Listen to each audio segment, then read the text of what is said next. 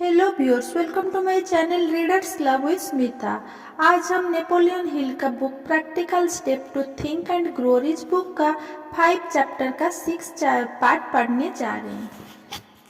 प्रबल इच्छा की शक्ति के द्वारा कैसे हम कुछ भी हासिल कर सकते हैं। मुझे कोई शंका नहीं है कि प्रबल इच्छा के पास भौतिक समतुल्य में बदलने के घुमावदार तरीके होते हैं। ब्लेयर के मन में सामान्य सुनने की प्रबल इच्छा थी। अब वह ऐसा कर सकता है। वो एक कमजोरी के साथ पैदा हुआ था जिसने किसी कमजोर इच्छा वाले व्यक्ति के पेंसिल और कटोर के साथ सड़क पर भेज दिया होता। अब उसी कमजोरी के जरिए वो सुनने की समस्या वाले कई लाख लोगों को उपयोगी सेवा प्रदान करेगा। साथ ही उसके बचे हुए जीवन में उसे अपनी सेवाओं के बदले पर्याप्त आर्थिक भुगतान मिलेगा। जब वह बच्चा था तो मैंने उसके दिमाग में जो सफेद झूठ बोए थे और उसे वह विश्वास दिलाया था कि उसकी बाधा एक भारी संपत्ति बन जाएगी और उसे लाभ पहुंचाएगी, वे अब सही साबित हो चुके हैं। सही या गलत कोई भी ऐसी चीज नहीं है जिसे विश्वास और धड़कती इच्छा साकार ना बना सके। ये गुण हर एक के लिए मुफ्त उपलब्ध है। जिन स्त्री पुरुषों के साथ व्यक्तिगत समस्याएं थी उनके साथ मेरे तमाम अनुभव में मैंने कई दूसरे प्रकरण नहीं देखा जो इच्छा की शक्ति को इससे ज्यादा अच्छी तरह दर्शाता है। लेखक कई बार उन विषयों पर लिखने की गलती कर बैठते हैं जिनके बारे में उनका ज्ञान बहुत सतही या बहुत कम होता है। ये मेरी खुशकिस्मत रही है कि मुझे अपने ही बेटे के कष्ट के जरिए इच्छा की शक्ति की जांच करने का सौभाग्य मिला था।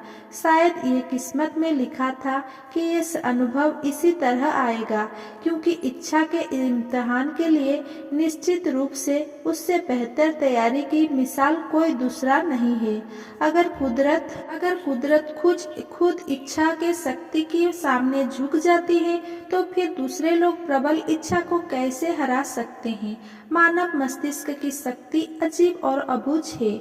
हम यह नहीं समझ पाते हैं कि यह किस तरीके से अपनी पहुंच के भीतर की हर परिस्थिति, हर व्यक्ति, हर भौतिक चीजों को साधन बना लेती है और इच्छा को इसके भौतिक स्वरूप में बदल देती है। संभवतः भविष्य में कभी विज्ञान इस रहस्य पर से पर्दा उठाएगा। ये आश्चर्यजनक परिणाम जिस पद्धति से हासिल किया गया था उसका वर्णन करना मुश्किल नहीं है। इसमें 3 बहुत निश्चित तथ्य शामिल थे। 1, मैंने सामान्य सुनने की इच्छा के साथ विश्वास को जोड़ दिया जिसे मैंने अपने बेटे तक पहुंचाया। 2, मैंने कई सालों तक सतत लगनशील प्रयास के जरिए अपनी इच्छा उसमें हर संभव तरीके से पहुंचाई। 3, उसे मुझ पर विश्वास था। कई साल पहले मेरा एक कारोबारी सहयोगी बीमार हुआ। समय के साथ उसकी हालत बिगड़ती गई और आखिरकार उसे ऑपरेशन के लिए अस्पताल ले जाना पड़ा। जब उसे ऑपरेशन थिएटर में ले जाया जा रहा था, उसके ठीक पहले मैंने उसे देखा और हैरान हुआ कि उस जैसा दुबला पतला व्यक्ति इतने बड़े ऑपरेशन से सफलतापूर्वक कैसे बच पाएगा। डॉक्टर ने मुझे आगाह किया कि उसे दोबारा जिंदा देखने की संभावना बहुत कम थी, लेकिन यह डॉक्टर की राय थी, यह रोगी की राय नहीं थी। ऑपरेशन थिएटर में जाने के ठीक पहले उसने कमजोर स्वर से फुसफुसा कर कहा, चिंता ना करे बॉस, मैं कुछ ही दिनों में अस्पताल से बाहर आ जाऊंगा। उसे लेकर जाने वाली नर्स ने मुझे तरस खाती नजरों से देखा, लेकिन रोगी सुरक्षित बाहर निकल आया।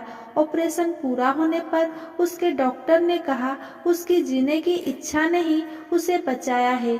अगर उसने मौत की आशंका को स्वीकार करने से इनकार नहीं किया होता तो वह कभी जिंदा नहीं बच पाता। मैं विश्वास द्वारा समर्थित इच्छा की शक्ति में विश्वास करता हूँ, क्योंकि मैंने इस शक्ति की बदौलत बहुत नीचे शुरुआत करने वाले लोगों को शक्ति और दौलत की मंजिलों तक ऊपर उठाते देखा है। मैंने इसके हर सहारे लोगों को मौत के मुंह से निकलते देखा है। मैंने इसे वह माध्यम बनते देखा है जिसके जरिए लोगों ने पराजित होने के बाद सैकड़ों अलग अलग तरीकों से वापसी करने में कामयाब पाई। मैंने इसे अपने खुद के बेटे को सामान्य सुखद सफल जीवन प्रदान करते देखा है। हालांकि प्रकृति ने उसे संसार में कानों के बिना भेजा था।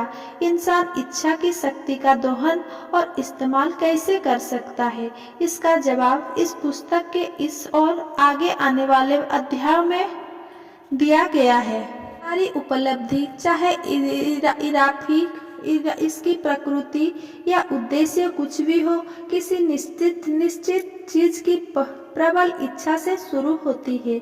मानसिक प्रक्रिया के किसी भी अजीब और शक्तिशाली सिद्धांत के जरिए प्रकृति प्रबल इच्छा के आवेग में किसी चीज को लपेट देती है जो असंभव जैसे किसी शब्द को नहीं पहचानती है और असफलता जैसे किसी संभावना को स्वीकार नहीं करती है।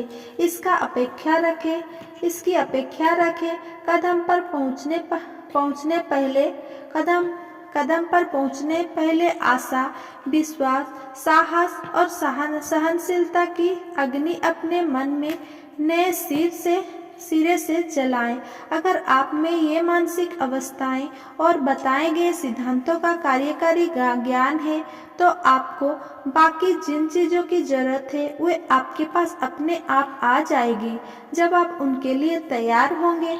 इस इमर्सन ने यह विचार इन शब्दों में व्यक्त किया था। हर सूक्ति, हर पुस्तक, हर कहावत जो आपकी सहायता कर सकती है और आपको आराम दे सकती है, निश्चित रूप से सीधे या घुमावदार मार्गों से आपके पास आ जाएगी। जिस भी चित्र को आपकी झक्की इच्छा नहीं बल्कि आपके भीतर की महान और कोमल आत्मा चाहती है, वो हर मित्र आपको अपने आलिंगन में ले लेगा। किसी चीज की इच्छा करने और इसे पाने के लिए तैयार होने में फर्क होता है। कोई भी किसी चीज के लिए तब तक तैयार नहीं होता जब तक कि उसे यह यकीन ना हो कि वह उसे हासिल कर सकता है। मानसिक अवस्था सिर्फ कामना या आकांक्षा की नहीं बल्कि विश्वास की होनी चाहिए। विश्वास के लिए खुली मानसिकता अनिवार्य है। बंद मानसिकता विश्वास, साहस और यकीन को प्रेरित नहीं करती है।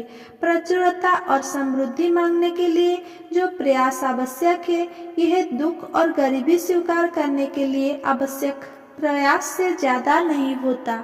याद रखें, जीवन में ऊंचा लक्ष्य बनाने या प्रचुरता और समृद्धि मांगने के लिए जितना प्रयास आवश्यक है, वो दुख और गरीबी को स्वीकार करने के लिए आवश्यक प्रयासों से ज्यादा नहीं होता।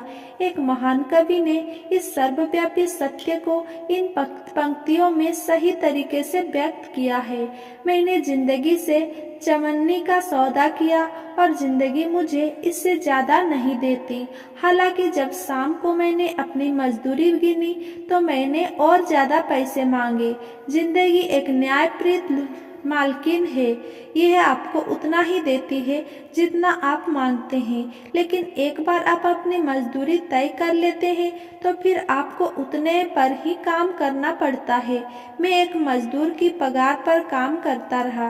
मैंने ये सीखा और सोचकर निराश हुआ कि मैं जिंदगी से जो भी तनख्वाह मांगता, जिंदगी मुझे खुशी खुशी वही दे देती, जैसी भी रिटेन हाउस।